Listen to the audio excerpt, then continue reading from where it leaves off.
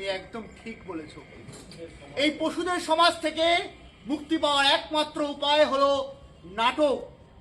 তাই নাটককে আমরা পঞ্চম বেদ হিসাবে বিবেচিত করতেই পারি।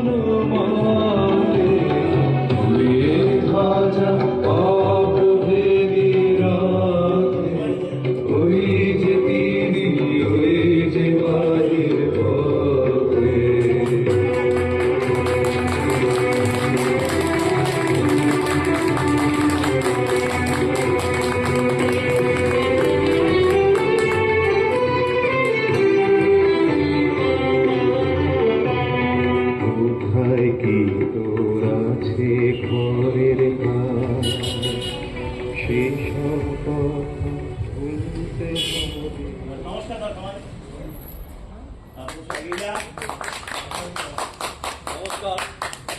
আমাদের পঞ্চম বেদ সমাপ্ত হলো।